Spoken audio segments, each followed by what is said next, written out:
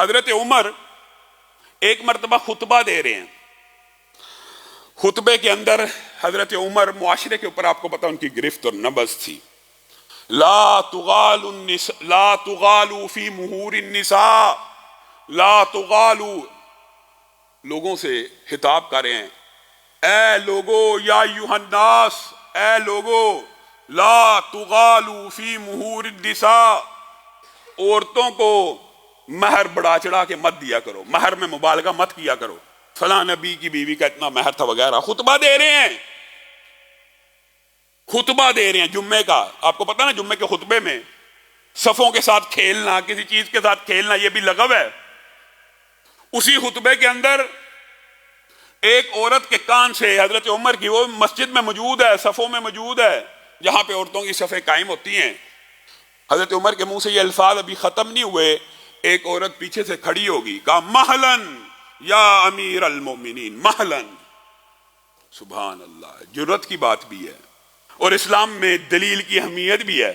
عمر رک جائیے، عمر ٹھہر جائیے، میں آپ سے اس مسئلے پہ اتفاق نہیں کرتی. آپ نے یہ جو جملہ کہا ہے لا تغالوا فی مہور النساء، کہ عورتوں کے مہر بڑھا چڑھا کے مت دیا کرو، آپ کے پاس اس کی کیا دلیل ہے؟ میں نے اس لیے کہا ہے کہ اس طرح مہر زیادہ ہو رہا. رسول اللہ کی بیویوں کا اتنا تھا، اتنا تھا. عورت نے کہا رکیے عمر، ٹھہریے.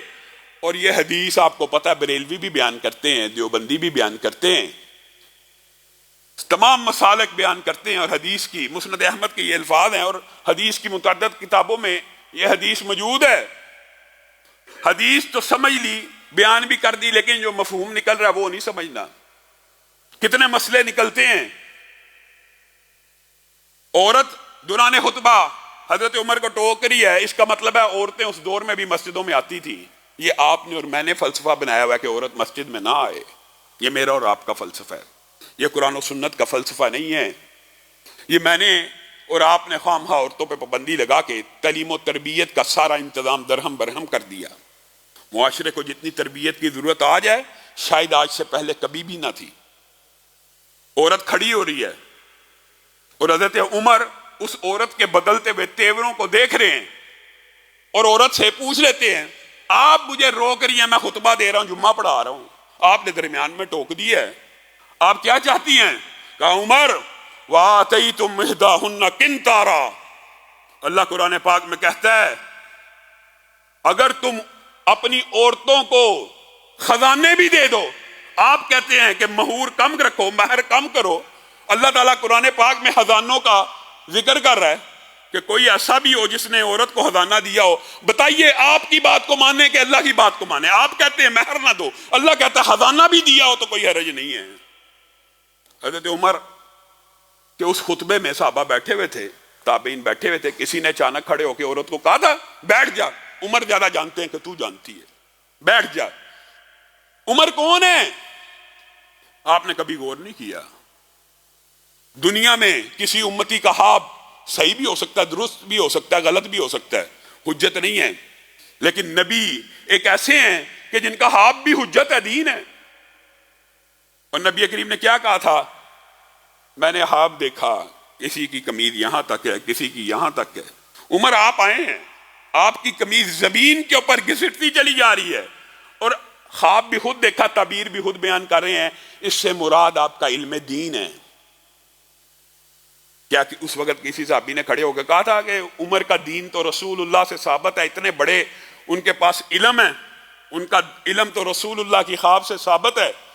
کسی نے کھڑے ہو کے یہ کہا کہ نبی کریم نے تو ان کے بارے میں کہا تھا ہر امت میں ایک محدث ہوتا ہے کہ جو بھی کلام کرتا ہے وہ درست کرتا ہے، جو بھی بات کرتا ہے وہ سچی کرتا ہے، جو بات کرتا ہے اللہ اس کی تائید میں آیتیں نازل کرتا ہے. کسی نے یہ کہا؟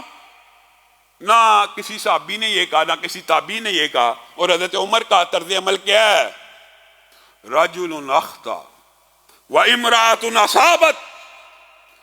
عمر کو غلطی لگی، عورت نے سچ بولا، میں نے جو پابندی لگائی ہے وہ غلط ہے. دین دلیل کا نام ہے، دین دلیل کا نام ہے. اور دلیل یہ کیا بات ہوئی؟ آپ مجھے ایمانداری سے بتائیے، اگر حضرت عمر سے دلیل مانگی جائے گی، اور کون مانگ رہی ہے؟ امت کی ایک عورت. اگر حضرت عثمان کو روکا اور ٹوکا جائے گا تو کائنات میں پھر کس کی بات ہے کہ جس کی بات کے بارے میں کہہ دیا جاتا ہے ان چاروں میں سے جس کی مرضی مان لی جائے درست ہے؟ نہیں نہیں میرے بھائیو، یہ آپ کو مغالطہ لگا، آپ کو غلطی لگی. کائنات میں اگر رسول اللہ کے بعد کسی کی بات کو ماننا ہوتا، حقیقت میں ایمانداری سے کہہ رہا ہوں، صدق کے دل سے، اگر ہم مانتے تو ابو بکر کی مانتے، عمر کی مانتے، عثمان کی مانتے، علی کی مانتے. اگر ان کے اقوال بغیر دلیل حجت نہیں ہیں تو کسی امتی کے قول کی کیا اہمیت ہے، کیا حیثیت ہے؟ اور یہی منہج صحابہ ہے، یہی مسلک صحابہ ہے، یہی مسلک محدثین ہے، یہی وہ طرز عمل ہے جس کے اوپر آپ کو اور مجھے چلنے کی ضرورت ہے. ہم کہاں پہ کھوئے ہوئے ہیں؟